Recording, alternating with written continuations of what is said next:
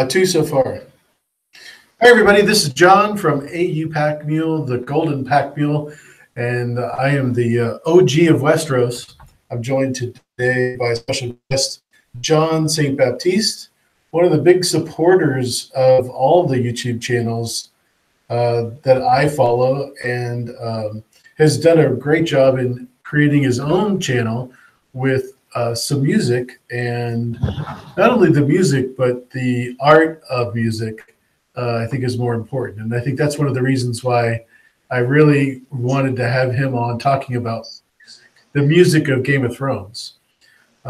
Just wanted to say thank you again for all the people that are watching and here on the live stream, and then that'll join us later. So thanks for checking us out. John, would you like to say hello to everybody and say a little bit about your channel? I'm going to put the description or the link to the channel for John in the description below. I apologize for not doing it already, but I'll get that done as soon as this is over. Yeah. So I'm John St Baptiste. The channel is unofficially called Music Makes the People Come Together, and that's pretty much what it's about. I curate playlists of different genres of music. They come out once a week. And sometimes I just throw out the random thing just for kicks and giggles. Also, anytime I go to a live event, I like to record the experience of the event. So if it's a concert, I'll get a little footage, get discussion with people who are there. At operas, because it can distract the actors, just like, I don't know if anybody's a hockey fan, but it's the same thing. You can't go up and down the steps during a hockey game while the puck's in play. It's the same type of thing. They don't want any phones, anything like that out at all during an opera because it can distract the actors or actresses. So don't get any live footage there. But just sharing music with people, it's what I'm all about. I like when people share music with me. I like when people share music with each other. And what I really get into with my page, with my channel, is curating it and talking about the history behind the music, some things I've noticed about it, and just getting people more into what's going on with different types of music. To quote the guys in Hasty Dixie, do you know anyone who listens to one type of music? Well, it's certainly nobody who I want to sit and have a beer with. And, you got to expand your horizons. So I think you can see right away what I was talking about in regards to why I wanted to have John on, just knowing the background. Before I get into it, let me just say hello to all the people in the chat. We have Dog Sidious, Lav, who I absolutely love. Connie Super, belated happy birthday. She just hopes you're recovering. Alicia Kingston is here. Talamascadan is here. Amy True is here. Renee from House Stark. All I got to ask you is, what's for dinner? Because I know you have something amazing planned. And Linda R. is also here. So thanks for being here. Oh, by the way, Talamascadan, you have a gift coming to you that I purchased from Azura Hype. I hope you really enjoy it. It's just, yeah, I think you're going to be really excited about it. See, sharing the love. So supportive of everybody, John. I love how you do that. That's cool. So we're going to talk a little bit about Ramin Djawadi, and I say his name wrong. I know I do, and I apologize, but I've said it that way. I said it that way since the beginning. So in German, please correct me. W is going to be pronounced as a V. Okay. So it's Djawadi.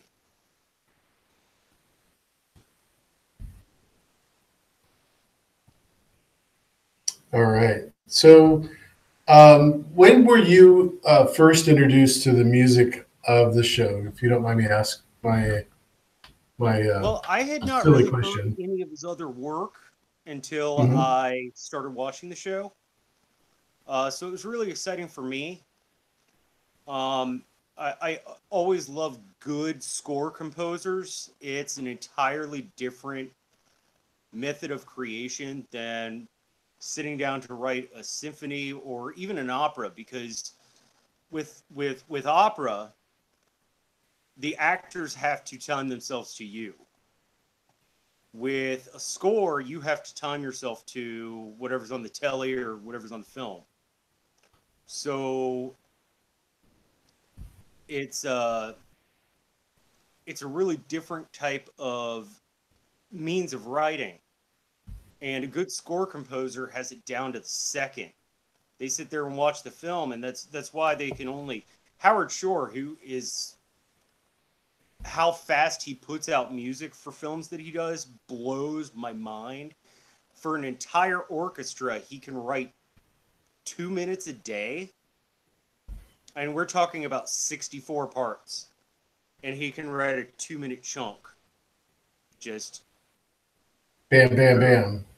Yeah, And that's amazing. his output amazes me. I'll get to Howard Shore later because I do see some influences in Javadi by Howard Shore. But also, interesting note: if you pay attention, you'll notice in Game of Thrones, you almost never hear flute, and that's because he was specifically told by HBO not to use any flute in his music because people associated too much with other things like Lord of the Rings and other Sure. films of that genre. Right. Very too much fairy like. Yeah, yeah, and just too, I guess they considered it a little too trope. Another thing he doesn't use very much, I know a big influence of his was John Williams, but he doesn't use Sure. horns very much. Um, John Williams, the man loves his horns.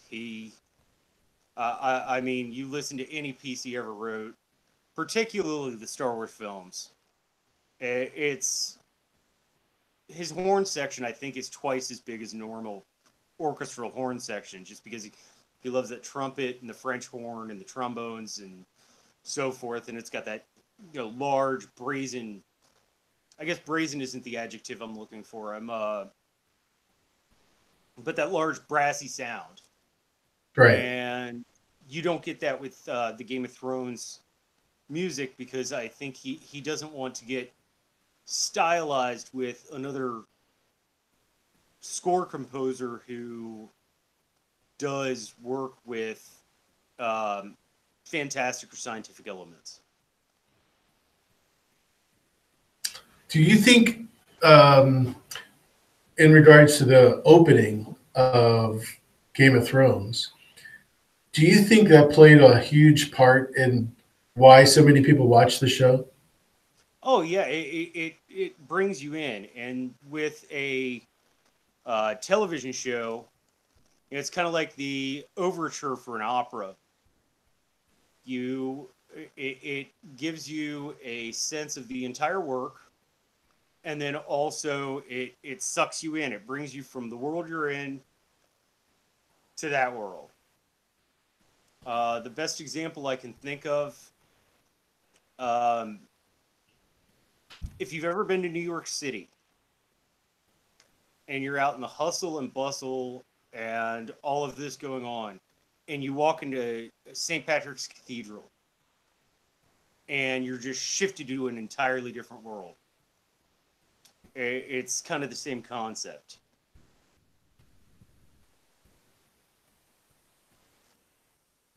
It's amazing how if you're anywhere and you start humming that tune, that people automatically recognize it. I think it's one of the most, you know, modern day recognizable tunes that you can that people hear.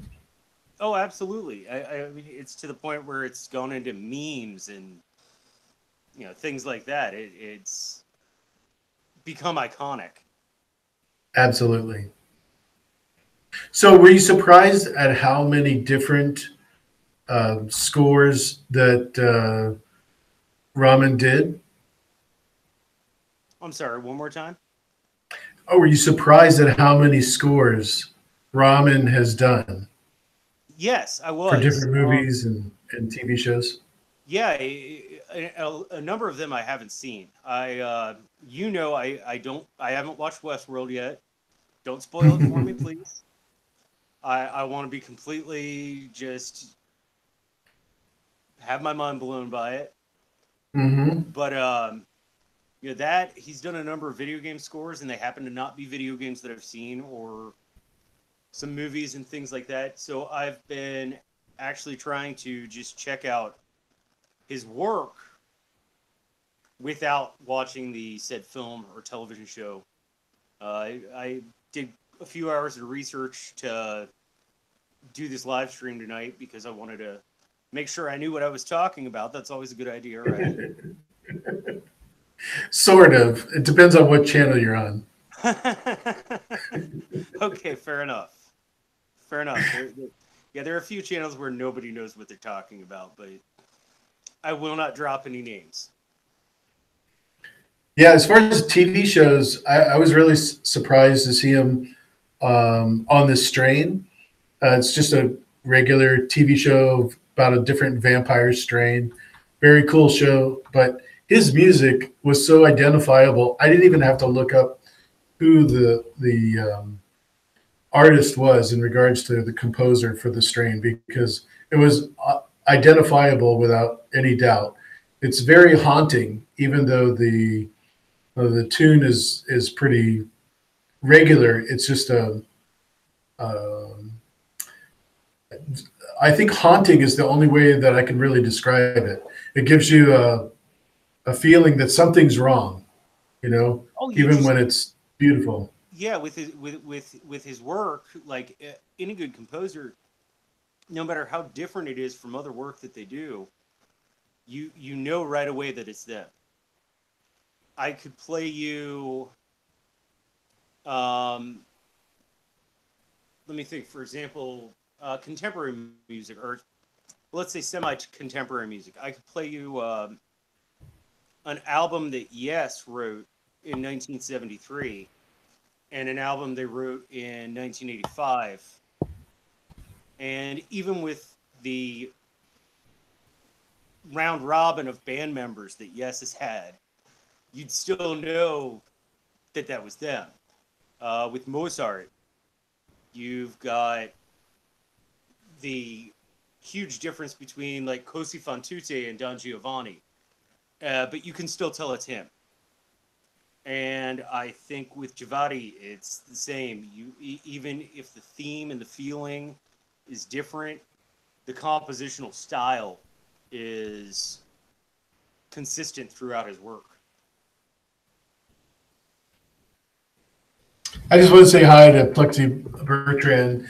Plexi's been around forever, and we've missed her greatly, not being on the live streams as much as she used to. But thanks for being here. I really appreciate it. She did something really cool this year in during the Westworld streams. She sent me a bunch of pictures of the art display at the AT&T stores. Where they showed the um, different art that they have from the show, and it was really cool. So that was awesome. Yeah, really, really appreciate it. It was a cool display too. Bring Oh the yeah, show that's together. that's very cool. You know, I mean, I talk about music more than anything, but any form of art, any form of creation is so it, it's without sounding too esoteric. I think it's almost one of the best ways human beings communicate with each other. You I'm sorry, you guys are having trouble hearing me, so I'm going to try to fix that real quick. Bear with me. Sorry, John, if you could oh no, fill in just a bit for me. are they having trouble hearing you or me?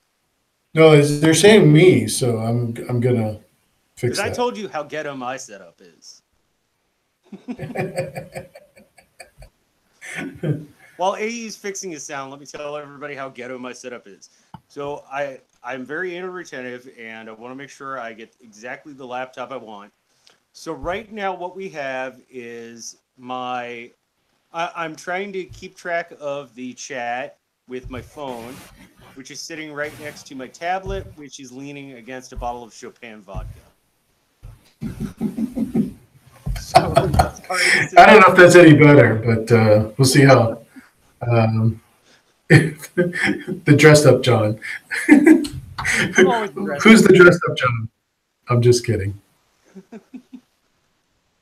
Is the volume any better? It is for me personally. I don't know about Okay, anybody else. sounds great. So, when you're thinking about the music, were you surprised that he created as many different songs for the different characters on the show? Okay, so that was something I wanted to get into. So other score composers that I think have influenced him quite a bit, and I'm not sure. I checked out his wiki page, which who knows how accurate that is, but also listening to his music, I've made some personal um, assessments of what other score composers might have influenced him. I was talking about Howard Shore. I think he totally took a page from his book in that, in particularly the Lord of the Rings films, Howard Shore has different a different piece for each different group of people. For example, there's the Rohan theme, and there's the uh, Rivendell theme, and there's the Lothlorien theme, and so I think a piece was taken from that. Also, um, Bear McCreary, if you're familiar, who was the composer for Battlestar Galactica, and they both, particularly Javadi with Bear McCreary, they started off the show with just a family theme, but then, for example, Arya's theme develops out of the Stark theme.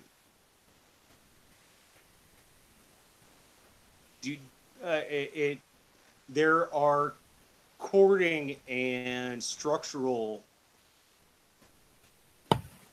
developments out of the Stark theme for Arya's theme, for example, which is called Needle, which is an awesome piece of work, and it's written in, oh, I can't think of the word, but it's a structure you use that deliberately makes somebody uncomfortable because of the key signature. So it always keeps you a bit on your toes, and it uses a lot of partial scales, which subconsciously partial scales are going to make you a little nervous, a little edgy, because you're waiting for that final E, and it doesn't happen. Little music tricks that you can do that immediately convey a certain feeling to people.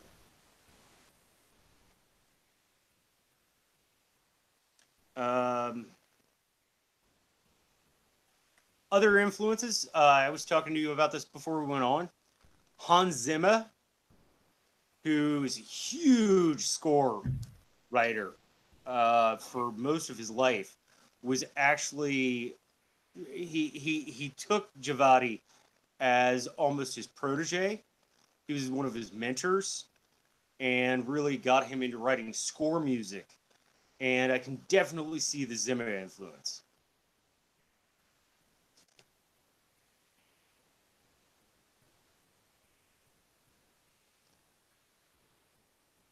The influence that Zimmer had on Jawadi, Yeah, definitely. You learn or from as your you say, teacher. Javadi. I'm sorry. Say again. I just said it. I just said it wrong again. Ah, I can pronounce German names correctly. If I'm reading any German, it's no, it's all bets are off. I took Latin and I speak some Spanish and Germanic languages. My pronunciation is atrocious. Yeah, I think we can all say that to some degree about certain. There's very few people I've heard that have the ability to pronounce names perfectly. So Well, the thing that makes I me don't feel ashamed is that wrong. I worked for Germans for 7 years and my German is still atrocious. Yeah, John is always well dressed, Lauren. If you ever see him on screen, definitely. So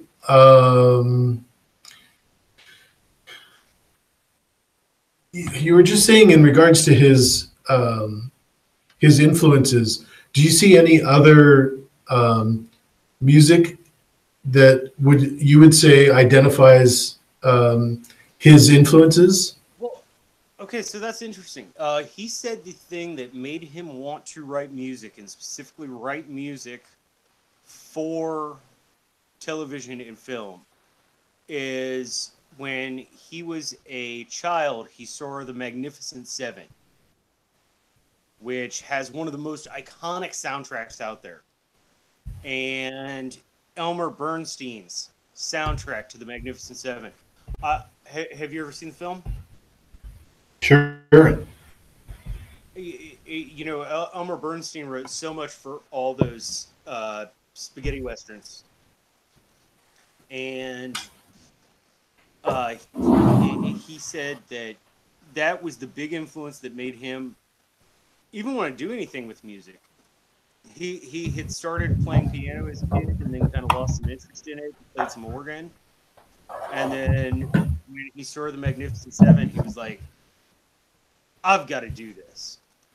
So I think definitely I can see the influence of that. He writes these large pieces that aren't necessarily large in the sense that it's using a 90 member orchestra, but large in the scope of the piece and in the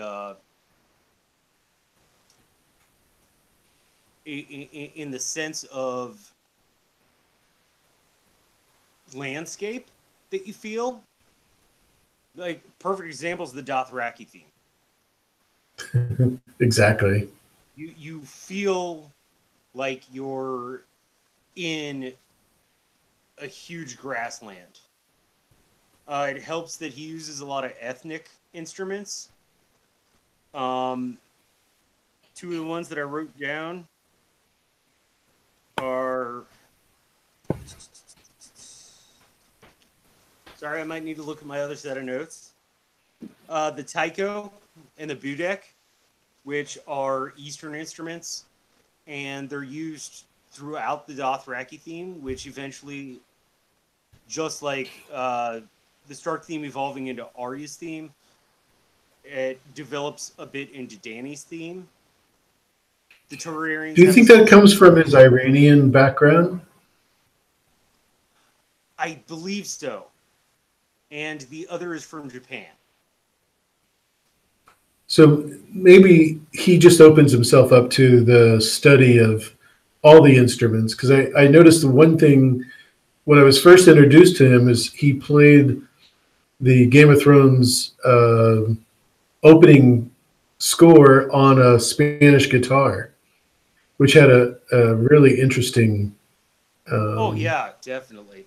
sound to And I'm a sucker for Spanish guitar. I it. absolute sucker for Spanish guitar. My father actually, uh, I mean he's just generally a he's an amazing stringed instrument player. If it has strings, my dad can play it. It's amazing. But he started out on guitar when he was 16, so he's been playing for 40 years now. Wow. And he would, and he'll be the first person to admit he can't play Spanish guitar like a virtuoso. My dad can play all strings well. He can't play anything magnificently. But and he'll be the first person to tell you that, which he's so humble, which just impresses me so much. given how much more talented as a musician I think he is than I am. But he plays some Spanish guitar, and it's something that's been in my life since I was a kid. So it's got that certain spot, that moves you. The memories and things like that. Sure. Plexi asked a great question, John, in regards to music, since we're talking about all different types. She asked, what shows do you feel best utilize music and the original composers or popular music? I think both can work quite well. I think there's some great shows that just use popular music from the time. One of the first ones that comes to my mind is Twin Peaks, which isn't current now. It was 20 years ago, but Twin Peaks, what they did and the tracks they put in certain spots and places, it made the experience. Without that, it would have just been a really creepy, weird soap opera. And with the music in the background, and it was an entirely modern soundtrack. Another one, and I'm really sorry because there's a lot of nowadays telly that I'm just not caught up on. I work a ton and putting time into the channel and things like that. I'm so far behind. I love video games, and I'm like 2 generations behind on systems because I get to play about 4 hours a week. So by the time I catch out to the systems that are out now, I'm, but other ones that use contemporary music really well. One of the reasons why I like Westworld as much as I do is they really do a great job in combining both of those, Plexi. Right. Where they have music from Nirvana, like this year with the heart-shaped box. There's just every show has a new, very cool song, but the way they mix it, it's just different, almost unrecognizable. Especially like with the Wu-Tang Clan this year. Sorry, John, go ahead. Oh, I just said almost like jazz riffs.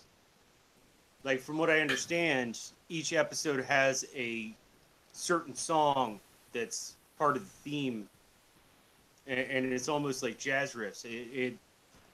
So interesting story. I when I was young, I was 16 years old. I got a fake ID, not so I could drink. I got a fake ID so I could get into jazz clubs. Sure. There's no drinking at jazz clubs, right, John? It's not like I didn't drink once I got there, but it wasn't my focus and mentality behind it. It wasn't the reason. It wasn't the core reason. And with, in jazz music, you have riffs, so you'll have just a basic and everything that yourself and the rest of the musicians do is based around those 2 bars. It's playing around with it and working almost like a helix, if that makes sense. That's the center of the helix, that empty space, is that 2 bars, and you just play around it. Improvisation. An improv jazz can go really awesome, or it can be really awful. Yeah. But it's the whole concept of doing that. And by what I meant by the episodes being by jazz riffs, it's like, from what I understand, that given modern song is the theme that the rest of the music in the show is built around. I have a dumb question, John. Do you, by chance, have a headset with a microphone on it? I do not. Okay. I was just checking because Still getting some concern about the volume, so I Everybody just wanted saying it's to hard to hear me. make sure. Give me It's one as moment. I think my side is turned up as loud as I can, but I don't want you to have to, break yourself if you can't get any, can't give me make it one any moment. I louder. think one of my headsets might have one. Give me just a sec. I'll check. Yeah, sure. Take your time. Yeah, I Oh, should have told totally. him that everybody loved his tattoos first, so that way, um, uh, he would come back faster, maybe. So one of the reasons why I wanted to do this is because I think Ramon's music is such an influence on our modern television shows and commercials, that John is so familiar with music from, like he said, opera, regular concerts, heavy metal, which is my favorite genre. So I thought it would be a good way for us to talk about what influence Ramon's had on different television shows. Do you guys have um, a favorite show that Ramen has done the score on? If you could put that in the chat, I'd appreciate it. Whether it's The Strain or Pacific Rim, any shows like that, any movies.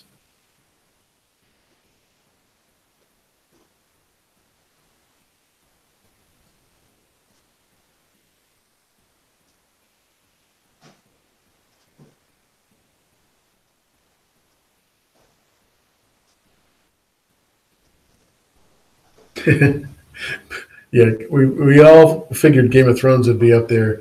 That's for sure. That's like that's a given. Because I think one of the cool things about the Game of Thrones is that he has such a wide variety of music just for the show, different characters, different houses.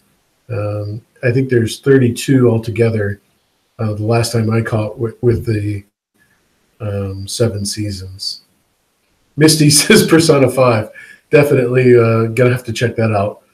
Persona 5. Acid jazz. I love jazz, so that's not going to be a hard mix for me to pick up.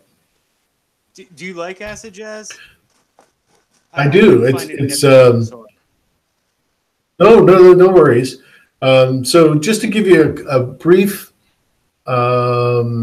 rundown of some of the other music that he's done on other shows, the Clash of the Titans, Pacific Rim, the Warcraft movie, World of Warcraft, Wrinkle in Time, which has just been recently out. But he also did Person of Interest, Prison Break, of course, Westworld. Like I said, he did The Strain, which was another vampire TV show that the guy that played Walder Frey was the main character in. Pirates of the Caribbean. Sorry? Did you see A Wrinkle in Time? No. Okay, I have not either.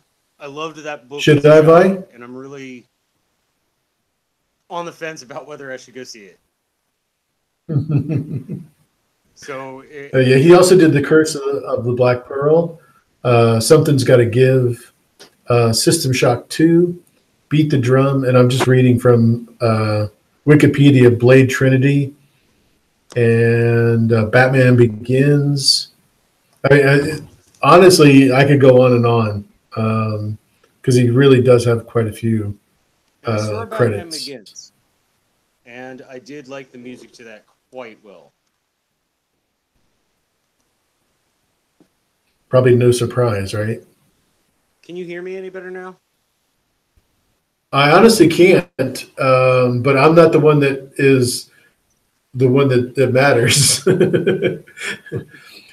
I just turned the chat off for just a minute while I read that, and I saw Plexi retracted a comment, and I don't know what to tell you. That's going to have to be outlawed from now on.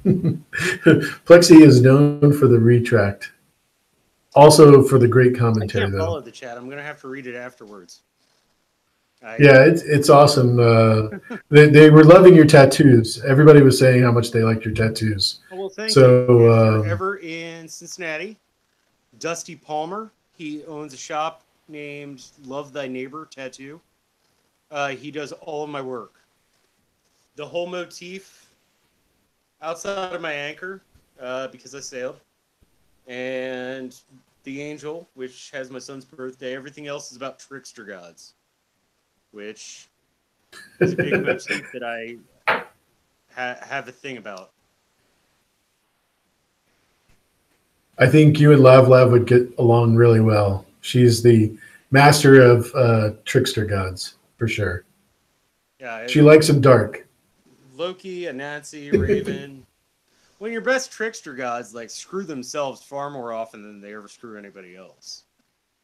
Exactly. There's actually a whole theme. If anybody gets the opportunity, this isn't a plug. It's just a great book. Trickster Makes This World by somewhere here on the shelf. I have a pretty big bookshelf. I have a book or two.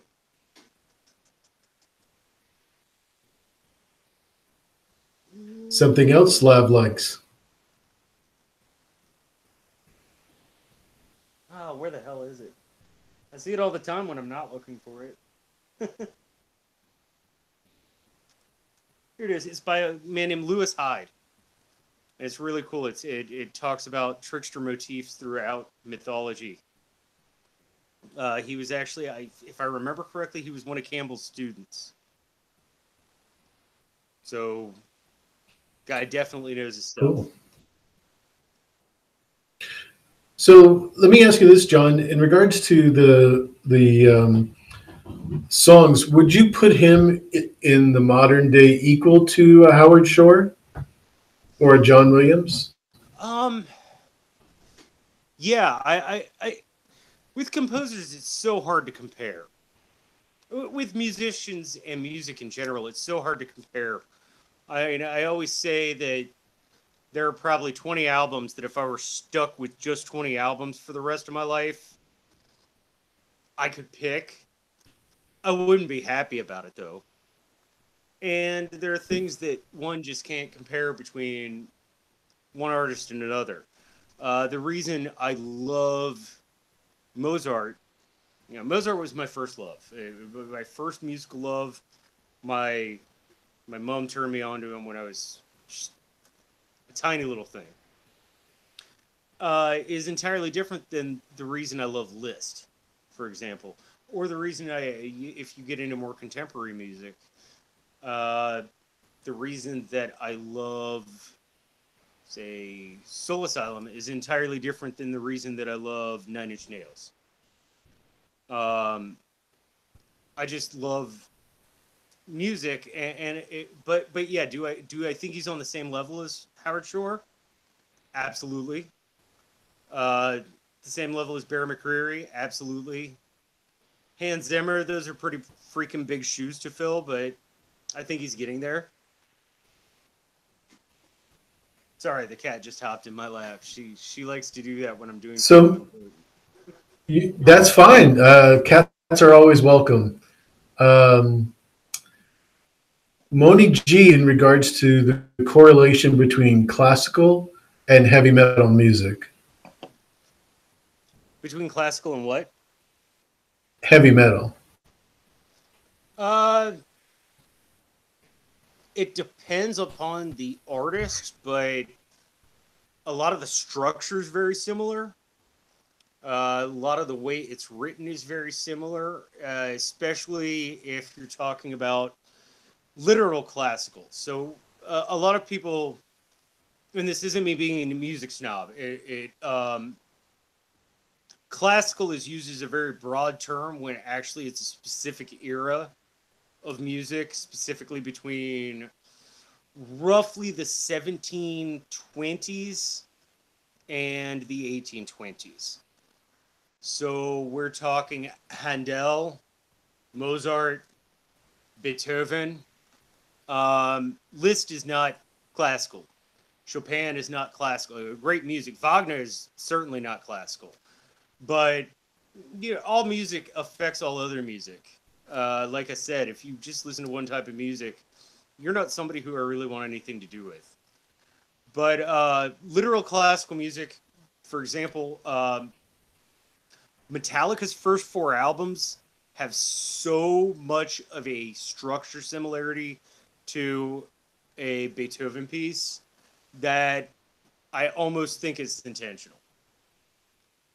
Um, there's a certain structural way of writing music, especially a lot of heavy metal where that's picking heavy and note heavy, where they do arpeggiations. I mean, Mozart was the not even master. Mozart was the god of arpeggiations, and a lot of metal does that now. Right. Like black metal. If you listen to black metal, it's all arpeggiations and scales. It's arpeggiated scales, which nothing's new under the sun. I think is the best way to describe it. There's nothing new under the sun. Everything influences everything, and one more Battlestar Galactica reference. This has all happened before, and all of it will happen again. So Amy says an interesting comment. She says a lot of people think when they say classical, they mean orchestral. And do you see that common mistake a lot? Generally, if you're using classical to speak of the period, most music was orchestral. A lot of people don't realize a modern orchestra is a lot bigger than a classical period orchestra was. They were usually 32 to 45 members, whereas now, if you go to the symphony, for example, you're probably going to see a 60 to 70 member orchestra. But classical, generally, by definition is going to be orchestral, but it's not absolutely necessary that it is. Just generally that era, that's what you were doing. Right. Also, there are certain artists who shied away from certain things. Beethoven wrote one opera his entire life. Mozart wrote about 40. They were only, I believe, Beethoven started composing about 12 years after Mozart died, and still he was influenced but wasn't influenced. And then as you move on and on and on. And those of you in the chat, I'm sorry I can't keep up that fast. I have to not a problem. I was just going to ask what your musical background is. I know you have a tremendous love for music. So, okay. So when I was a child, like I said, my father's a musician.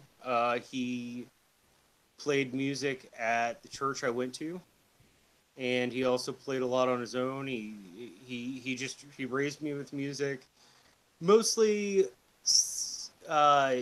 hymnal music and more contemporary music, whereas my mom had a passionate love for a lot of more orchestral and classical work. She particularly loved Mozart and Bach. I think mom loving Bach is the reason that I'm such a math nerd. But so I played music. I played some piano in my youth. Played some guitar in my youth. I still pick at a guitar a little once in a while. I was never an exceptional pianist by any means, but I always enjoyed the sound of the instrument. I always enjoyed the sound of an organ. I played keyboard in a few bands, and then I got turned on into. I got into the party scene pretty young, and got turned on by another DJ. He's like, maybe you should check this out. Maybe it's something you should try. And that's actually where my moniker comes from. John St Baptiste, when I used to DJ, I did a number of parties, or some people like to call them raves, and I had a few club residencies. And my name was DJ John the Baptist. Reason being, this is a kind of funny story. One of my mentors, when it comes to DJing, uh, so he originally had one name as a DJ, and he decided to become a Taoist. Now, the founder of Tao was Lao Tzu, and he decided to follow all the Taoist principles. You know, no sex, no drugs. You know, keep your body clean, keep your soul clean, keep your Forward, spirit clean. right?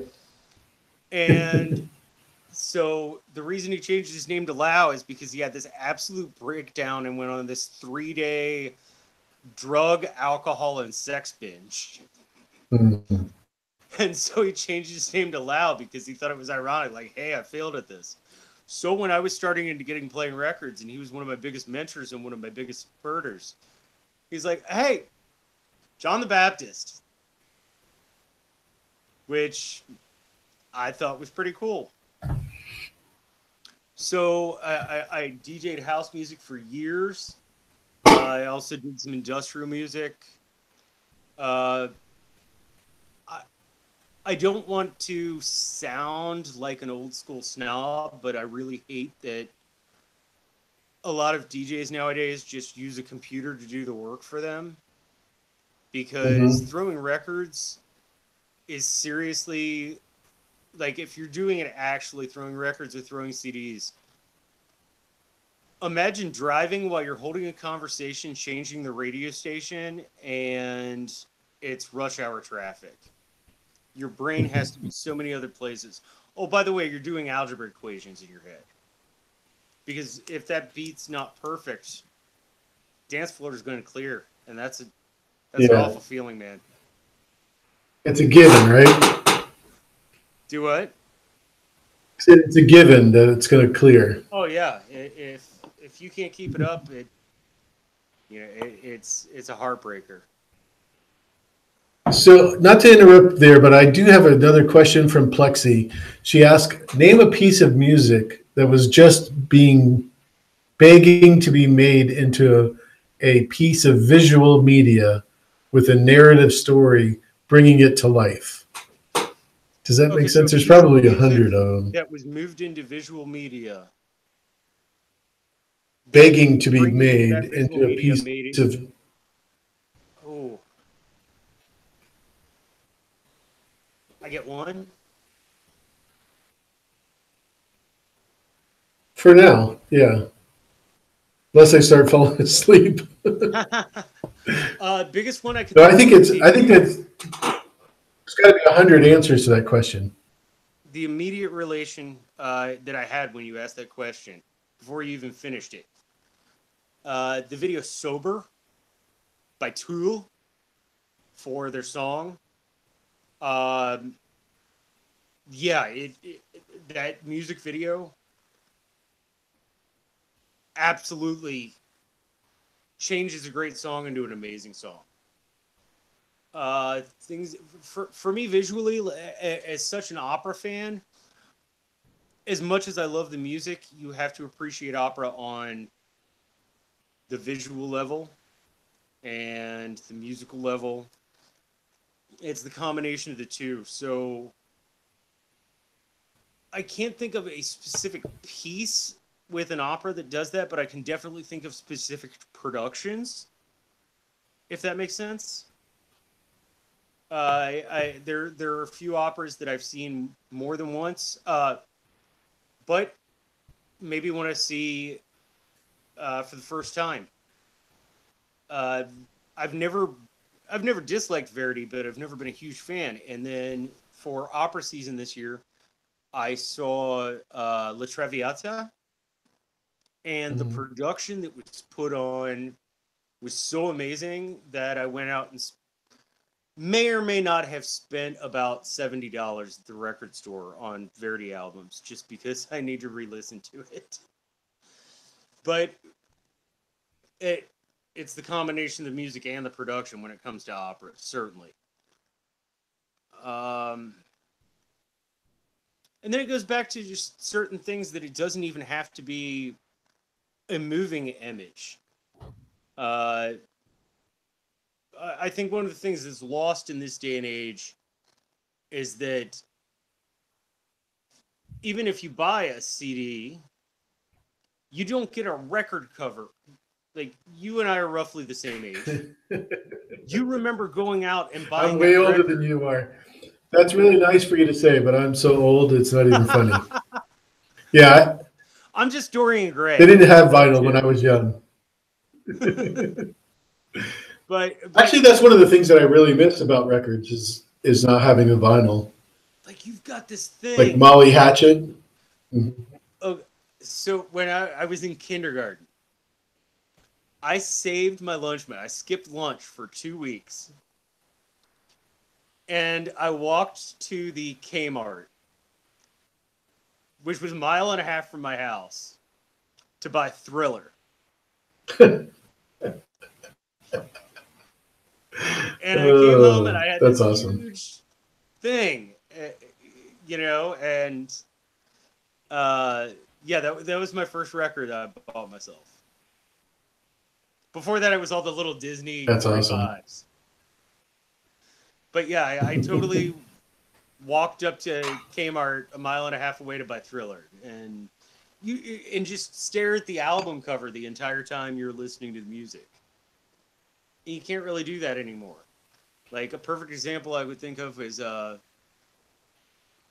if you ever want to break into my house, this is one of the more valuable things I own.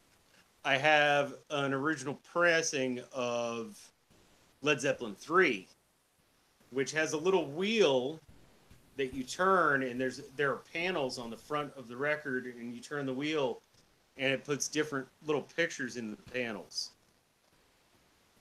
I probably shouldn't have said that on the internet.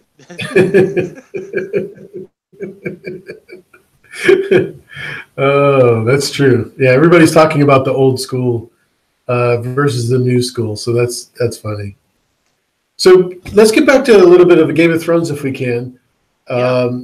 I think there's anything that you want to add before we move on to the theories part of the show. All I have to say is that you were asking if I think that Givaldi is on the same level as other composers. If you listen, and honestly, if you go to my page, the video I put up last night about the postponement for this evening for our live stream, I put a link. If you listen to The Light of the Seven, all 9.5 minutes of it, yes, I think he's on the same level as Howard Shore. I think he's on the same level as John Williams.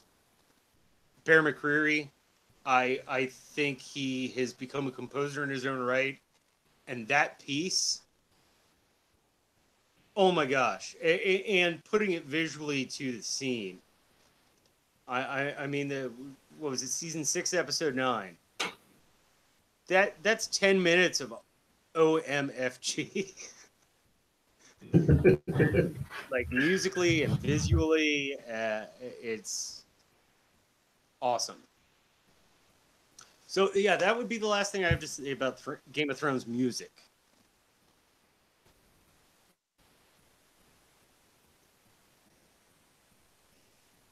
Did you say that's the last thing?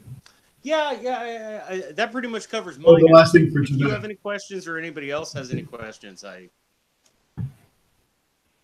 happy to answer. Yeah, the other thing that John did was send me a link to the concert that Raman does with the Game of Thrones playing while he's playing the music, and it's a great addition. Yeah, I've seen that before, but I'll put that. Javatsky actually conducted it, and it's a concert of the entire music. It was done by a pops orchestra, so not quite as stuffy as some other orchestras. So if that scares a few people, it's a little more. You have people cheering and yelling and stuff like that. You don't have to politely clap whatever you're supposed to and all that. I like both ends of the spectrum. I'm sorry, your person who asked the question about metal and classical music. Yes. I'm sorry, I can't remember who it was, but I I listen to Cradle of Filth just as much as I listen to Wagner, and I also listen to a lot of house music and things like that. So, but yeah, if you're intimidated House is by your this is favorite, awesome, right? and or by orchestral music, this is awesome, and it's really cool. They do an audio visual thing. They actually have footage from the show the entire time, so it's a lot of fun. I get the impression from your channel that House is your favorite. I mean, it's my favorite, but I love so much music so well that I It's hard. but yeah, it's a certain warm spot for mine. I think part of it is the point of my life in when I discovered it, and I think the other part is that it was an integral part of music that I was creating for such a long time. A lot of people think that DJs aren't creating music. Yes, we are. You're because you're making your own interpretation of something. Like I said, that I think that's why I have a bit of the snobbery that I do about people who mix on a computer, where the computer does all the math for you. Right. You're just making a playlist in Word Pro that any 5-year-old could do. Since this is the first time on my channel, your YouTube channel is pretty new. I thought I'd give an opportunity to get people to know you a little better. And one of the things that always brings out um, the interest is Game of Thrones theories. So I thought we'd talk a little bit about some of the theories that you like in Game of Thrones. Do you remember your first Game of Thrones theory? First Game of Sorry? Thrones theory. I'm just thinking first Game of Thrones theory. Uh, so Game of Thrones or A Song of Ice and Fire? Because Yeah, just either one. To me, it's the same thing for the theories wise. Right, but Yeah. I wouldn't want to make any spoilers for people who haven't read the books yet. It was just my thought. Oh, The show, even warned about show yeah, Game sorry. of Thrones. Sandor is going to go to fight the Mountain. He's not going to be hurt, but he's going to be getting his butt kicked. Arya is going to come up like a little ninja and just shred the Mountain from behind. And Sandor is going to be like, "What the hell? I had this." Some version of that I would just really love to see. Kind of like Sandor wishes she did when he fought Brienne, right?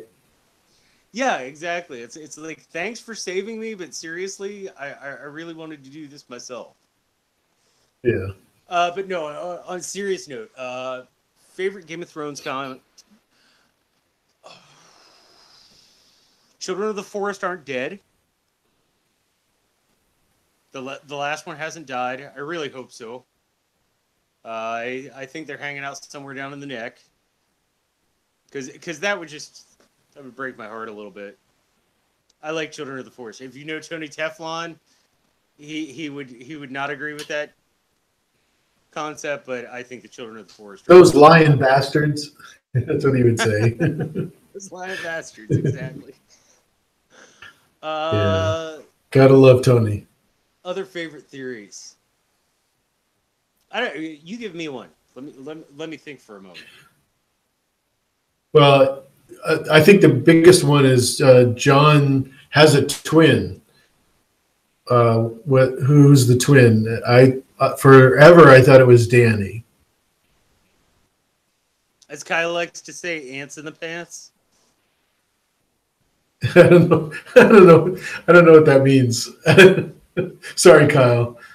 Well, it could be aunts in the pants.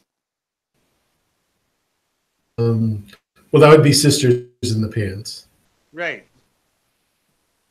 Yeah, that. I don't know. I've never. Which is not too far off if it's a.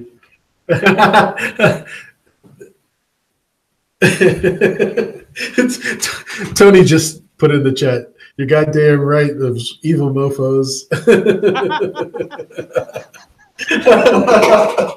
That's hilarious. Tony, I like Thanks, the content. Tony. I appreciate that. I love me some Children of the Forest. I'm sorry. Yeah, I love it. Thanks for being here, buddy. So, what do you think? What do you think of John having a twin, whether it's Mira Reed or okay, the Mira Reed somebody else, or do you think look at this? I could be Mira Reed's twin. Right. You know, you look For at sure. this going on up here. I mean, I could be Robert. Although with your mustache, I think you're more Liza Stannis's wife. Do what? Sorry, not Liza. I think with your mustache, you're probably more like Stannis's wife.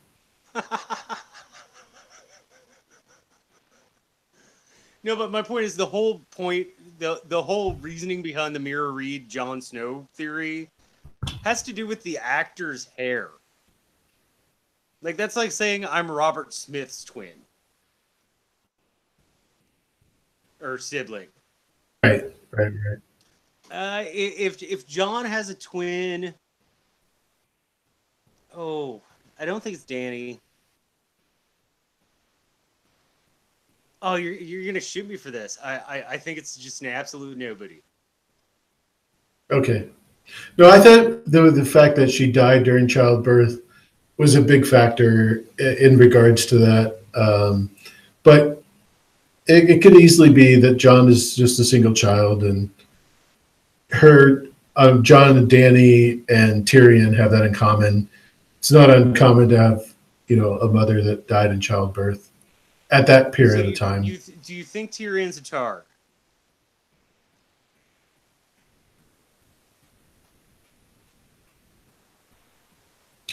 I do. Okay. And I say I do because, and I hesitate because really he's not a Targaryen. He's a bastard, so it wouldn't be a true Targaryen. But as far as his father being the Mad King, yes. I'm about 50-50 on that one. I can see the evidence. Well, thanks for not taking a side. I can see the evidence, but I can also see quite a bit of evidence against it. It's giving me a whole new perspective. You and I were talking about this the other day. I'm actually reading the books by POV right now. So, like, I started with Bran, chapter 1, book 1, and I'm just reading Bran. And then I'm going through each character as they go along. And it's given me a very different perspective on Tyrion. I used to be about 75-25 with that theory. And now, if you read it by the POV chapter, I can see allusions to Tyrion being a Targaryen. So it's probably over a little bit, but I'm not going to put down like 9-1 odds on it. Yeah, that's one of my favorites, is talking about the Tyrion, Jaime, and Cersei, what their parentage is. It's always fun to discuss it, even if it's not. There's no point in as far as the show goes. It's just fun to discuss. Right. That's what I think. The one thing is, I don't think it's necessary. If Aerys Targaryen spawned all these children, like there's really no, from a literary standpoint, there's no need to make this concept where everybody is related to. Well, if you look back far enough in the family trees, everybody is related to everybody. But I think you know what I mean. Yes. All the families are intertwined. Right, but I don't think everybody is Ares the Second's child. For for one thing, like especially if you look at the timeline and the age, uh, if I were a young lady, I would not let some creepy guy with like long nails and dirty and smelly who wouldn't let a barber near him. I don't care if you're the king. I'm not gonna. No, sorry. Hey, I'll pass. I'm Gotcha. good. But you got to remember, a lot of times it's like a rock star. When you're the king, you're looked upon a little bit different than you Oh would yeah, be absolutely. How many if you were people has Gene just Simmons slept with? And how you take too many. Yeah, for sure. Okay, least favorite theory. What's yours? Um, hmm. That's funny. I wasn't expecting someone to ask me the question. I'm sorry. My least favorite theory. If you would prefer to, I thought it would be a fun change. No, it's a great question, and it's totally fair. So I just don't know which one is my least favorite. Like Um, the one that just makes you whinge. The one that's just like,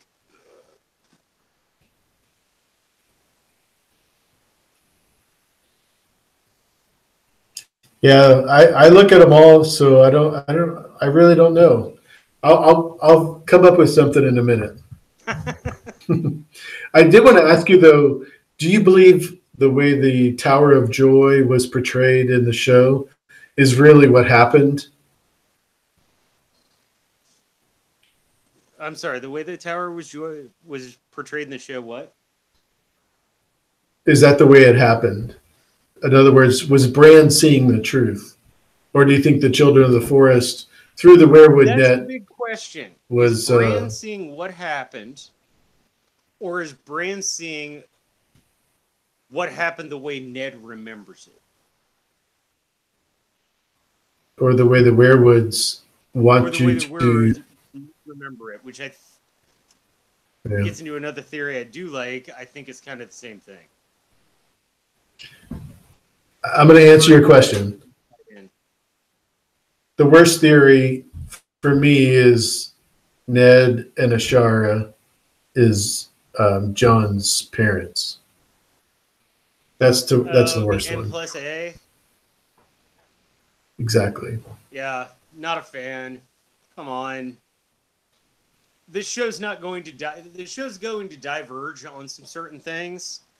Actually, for me, my only personal complaint about the show was the portrayal of Jorn. Sure. It really disappointed me. Probably, and I'm extremely biased because Feast for Crows was my favorite book out of the series, which a lot of people are divided on. But I don't think the show would diverge that much from what George is going to write. It's entertainment suicide. So yes, R plus L equals J. No question about it.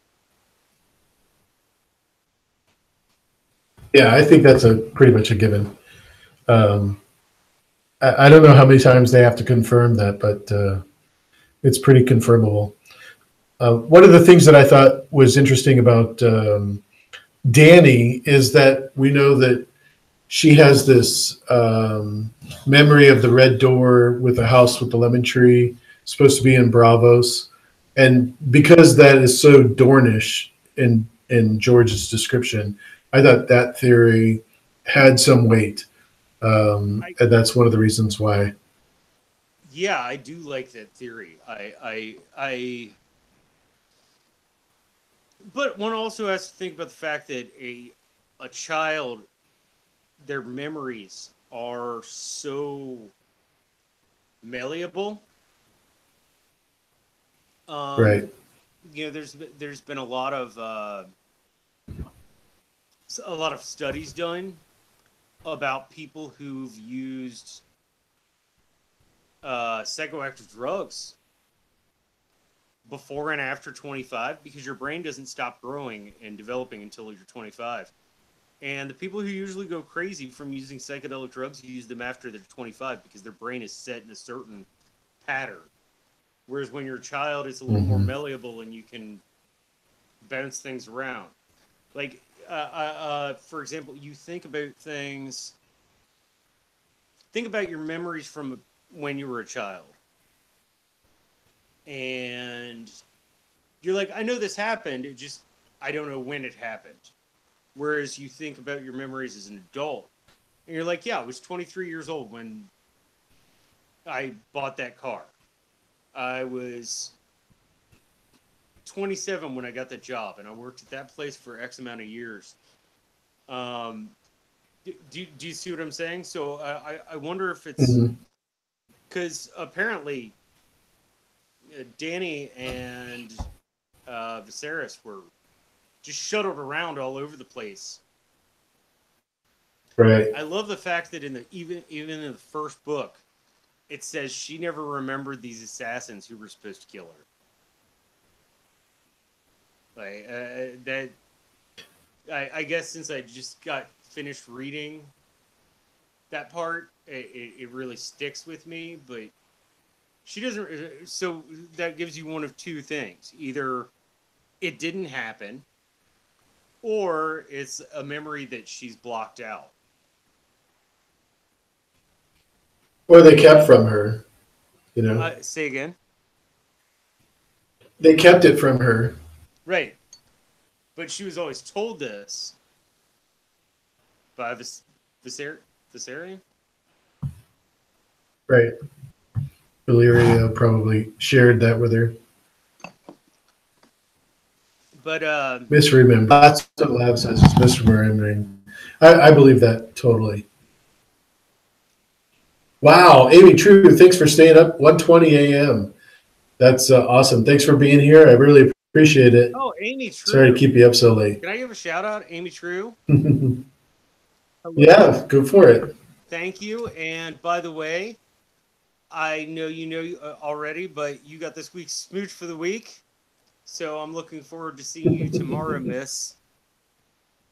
And hello to Smooch of the week in Scotland. I'm not even going to try to say it like I live there because that would be just rude and offensive. But hello, I hope you enjoyed the typo negative on the 4th.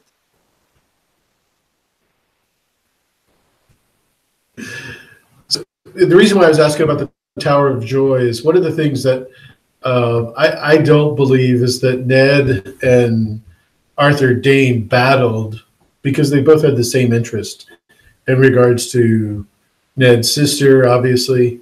I don't see why that would be the case. The other thing I don't understand is the fact that we've got one common person. Sorry? Oh, no, I was agreeing with you. You. Gotcha. We've got one common person that was in both King's Landing with Brandon Stark when he was hung or strangled. And he was also with Ned at the Tower of Joy, and no one really talks about that. And obviously, he's supposed to have died there as well. So tell me what it is that... I'm sorry. Where's this reference at? Well, if you look at in the history, you could see that it's who was with Brandon when he went to King's Landing. Right. When he demanded Rhaegar come out. I don't remember Brandon being at the Tower of Joy. Brandon wasn't at the Tower of Joy. He died in King's Landing. Right. But he was with a group of 5 or 6 people. And then obviously Ned was with a bunch of people at Tower of Joy, and one person was the same in both stories. The person who was the same, I'm sorry, I didn't hear it before. I'll look it up for you, and I'll let you know in Hangouts later on. That's But really basically, it was the interesting. same guy. Yeah, For one thing, I think that at least in show canon, the way Ned remembers it and the way that Brandon sees it are extremely different because, but it makes you wonder. A personal question that I'm only going to ask in a rhetoric manner. Have you ever told a lie that telling the lie was the better thing to do than telling the truth? And eventually that lie becomes another lie and another lie and another lie. And eventually, just to believe it, you kind of convince yourself that it happened.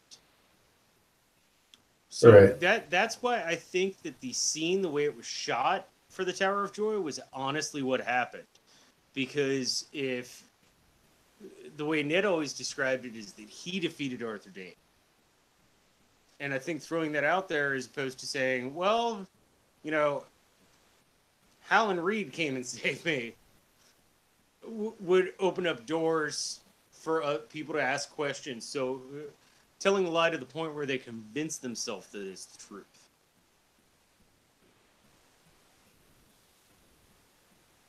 Just a thought, Ned. Yeah, I definitely don't believe it happened the way it's been described in both Brand's visions and Ned's dream. I just don't believe either one.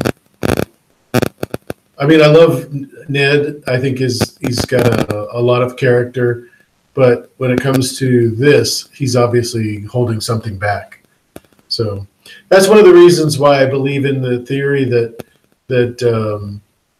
Arthur Dane is actually Mance Raider, because we don't have but him going north to the wall and working with the wildlings makes it much easier for him to keep an eye on what's going on with John, Right. especially knowing that he can slip into Winterfell in and out as much as he wants without too much worry.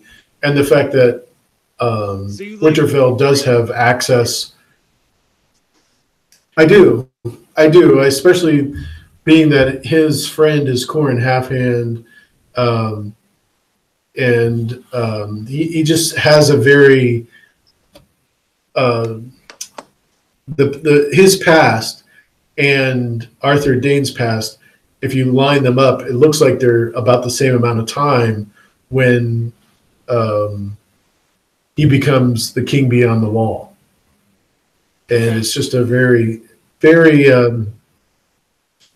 It just makes a lot of sense to me. The way you've put it, I can at least get behind the concept. The way I've usually heard it put, it just sounds so ridiculous. But the way you've put it just now, I can definitely see the concept of why it would be. I think it's always been poorly expounded upon. Presented. So the way you put it, I think I can. I wouldn't say I can get behind, but I'm a little less not behind than I was. So Teflon actually has a question. Who's the baby raised as Mance at the wall then? I think if you look at the information given, Mance is giving the information to John in a John POV chapter. So there's no third party that's telling us about Mance being raised or any of that information. All of that was told to John as Right, because John his story. At both Winterfell and at Castle Black, John Stark gets way too much information. He gets way too much information for a noble bastard. And could you say that one more time, because you broke up there? Oh, I'm sorry. I said at both Winterfell and at Castle Black, John Stark gets way too much information. He gets way too much information. Jon Snow. Yeah. Gets way too much information for a noble bastard, and he gets way too much information for just, some guy who joined militia, for lack of a better term. So I think that there are at least some people, particularly in the North, who know something. And I would certainly say that I would think Jorah Mormont would be, or not Jorah, what's his dad's name? Sorry. Jeor Mormont. Mormont. Would, having been a backer of Ned Stark and someone who's that honorable and that noble and that trustworthy, I think he'd know a little bit about it. I don't know that he'd necessarily know, hey, so this is really my sister's kid and all that, but I think he knows something about the fact that his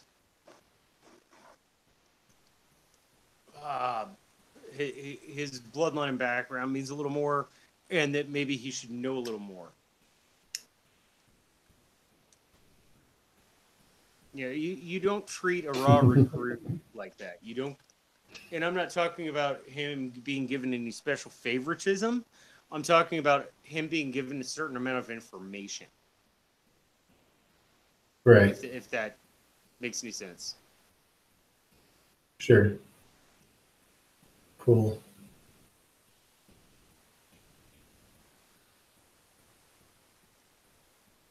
Yeah, I think if you look at the fact that the wildlings only know Mance for that period of time before Arthur Dayne was supposedly killed, or after Arthur Dayne was supposedly killed, I think it just gives a lot of credibility to that story, especially with, like I said, him having Corran with the ability to corroborate with what is being said. Just makes a lot of sense to me. But as far as weird theories go, that's the one that I like the most. Well, that's the thing. All your really good rangers, like Corran, like Benjen, they know the wildlings aren't the problem. They know there are people who were on one side of the wall when the wall got made. They know there are much bigger issues, and they can. They even say, I don't know the exact quotes, I apologize, but they know you can learn from these people. You can learn from these people. These are people, and that's the thing. The Great North, I mean, just the North itself, like what's considered the North, the Starklands, is as big as the rest of civilized Westeros. Mm-hmm. Huge air quotes on that. You don't even know what's beyond there, and you have everything from cultures like Craster, who's pretty creepy, but outside of the whole daughter incest, son sacrifice thing, would fit into normal culture. And honestly, a lot of people who are into that type of thing fit in. Like look at Ted Bundy or whatever. But you have everything from that to the Magnars, who are just like, whoa, hey, yeah, you're a pretty big deal. You have cannibals, you have giants. I mean, I think there's that huge cultural difference, and the better rangers know that. They know these are just people. They don't have that absolute hatred for wildlings that people behind the wall, especially people on the wall, behind the wall, have.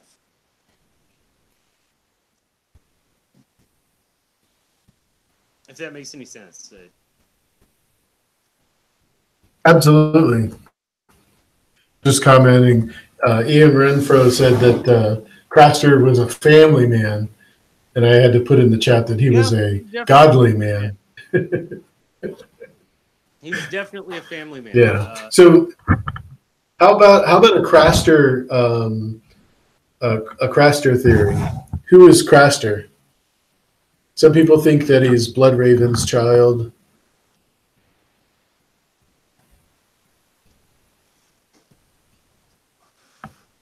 I don't know.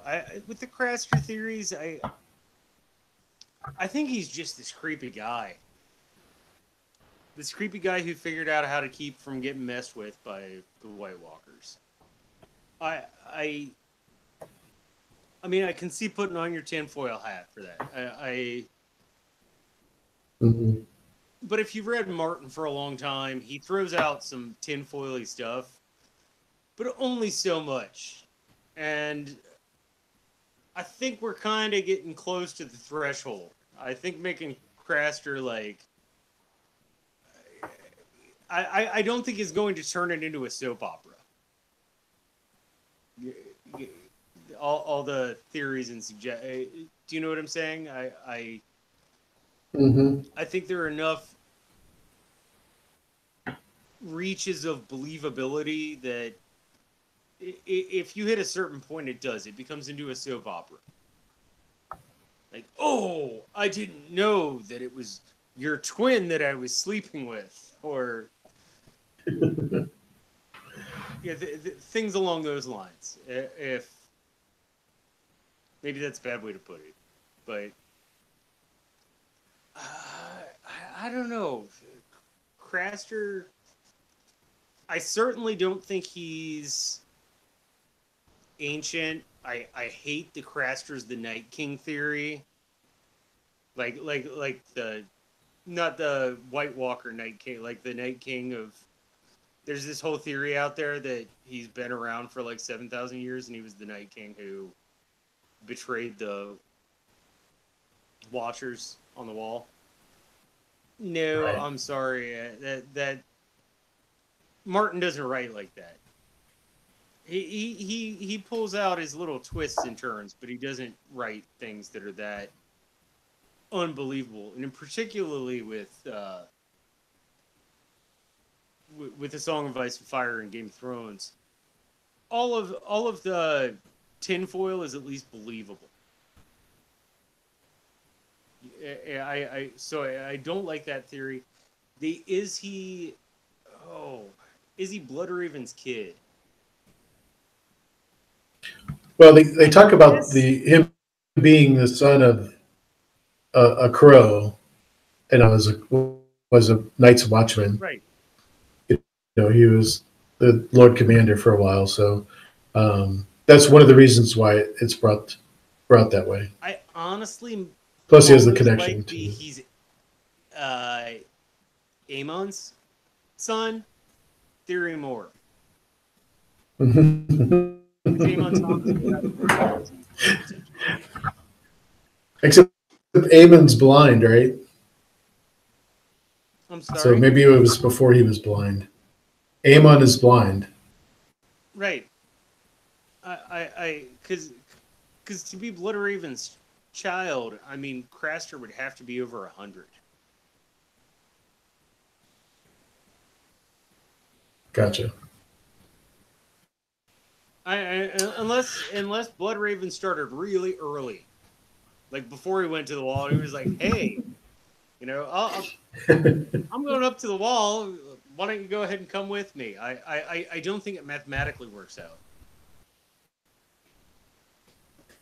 Moni G, how do you really feel about Craster? Because I think 4 super creepies is not enough.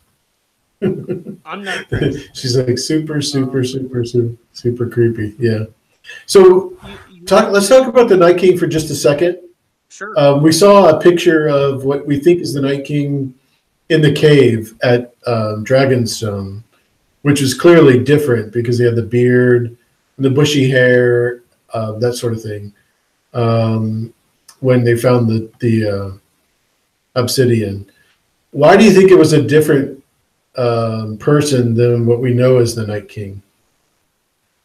Oh, okay. Ooh, this is getting pretty deep. I think there's one of two possibilities. Either it's kind of like a job, you know, they get pass to the next person, if that makes any sense.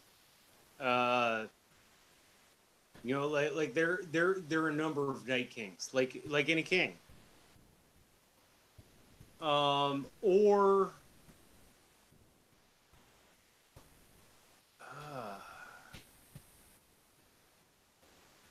I I think that it might even be a position that a White Walker has to take from another White Walker. Mm. That's kind of tinfoily. But we're talking some tinfoil here. So instead of a trial by combat, it's combat for the throne, for the There's top so dog. much reference to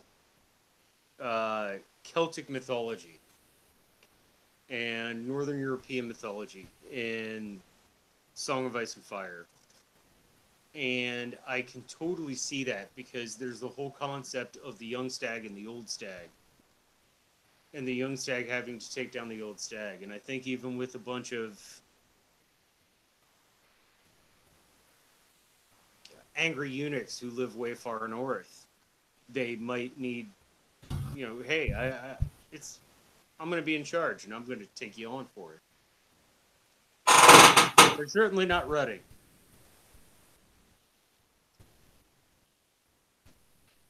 Sorry, I was just reading in the chat. Somebody said that the person that I was talking to was a White Walker, not the Night King.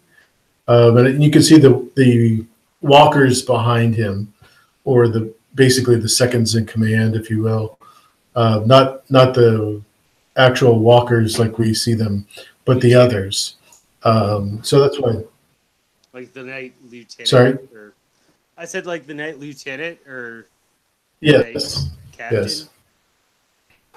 Exactly. Next in command. So that's why I thought it was. And he also has the blue eyes, just like our Night King does. I mean, they all do. They, the starry blue eyes. Oh, listen to some LML. You'll hear all about starry blue eyes. I love LML. I'm not making fun. Well, maybe a little bit. No. I love LML. I love David too. He's a very cool. He's got some theories that are just really so deep. You're just wondering how he has that much time to put into it. Yeah. He really knows what he's talking about. And the one part that I'm not a fan of, even though I do love LML's work, is that the symbolism doesn't always mean anything. It doesn't take you anywhere. So that's the only concern that I have with some of his theories. I just think that the thought that he puts that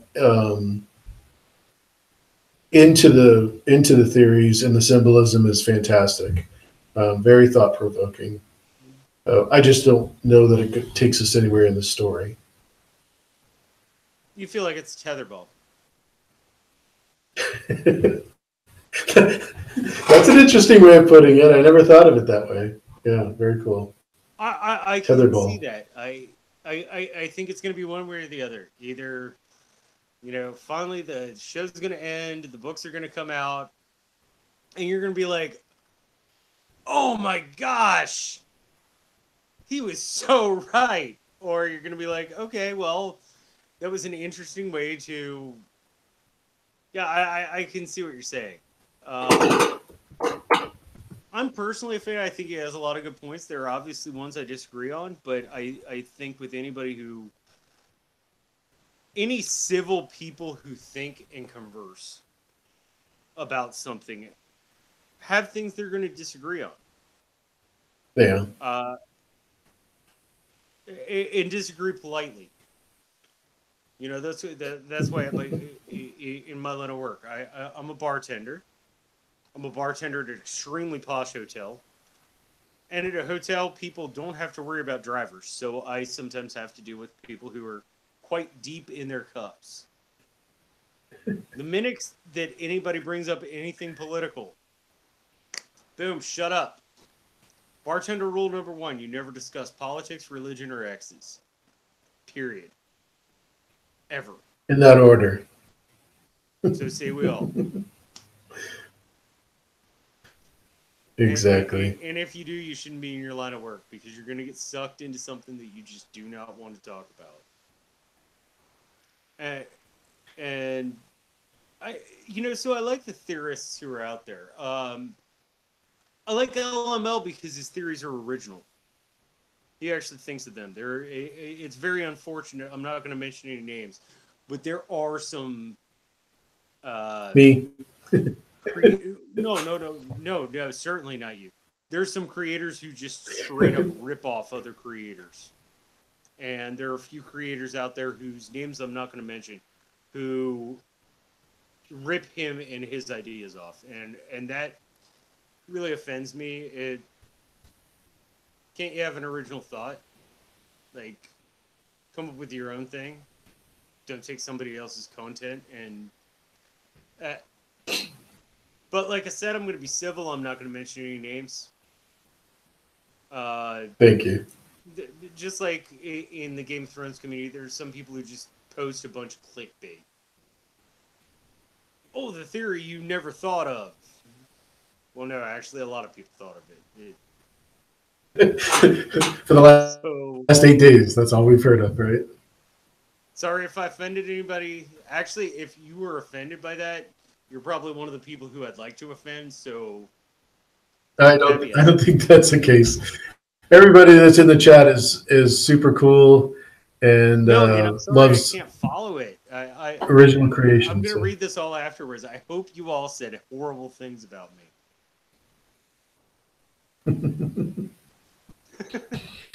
Well, but I definitely have to get going, so I'm going to cut the stream off now.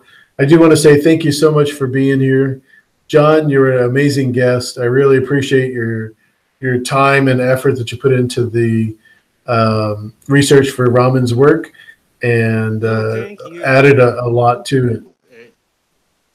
This meant a lot to me. I thank you.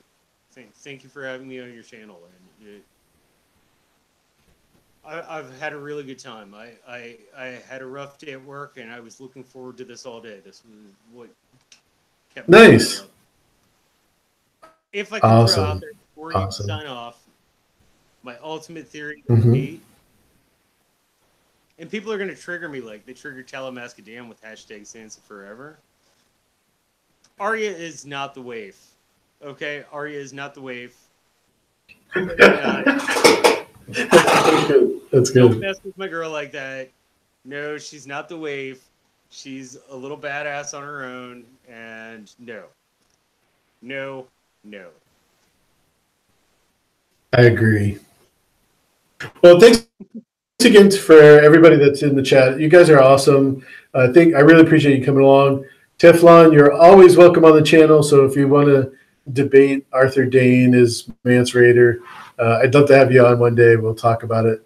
But no, I think you're probably more right. You've studied it way more than I have.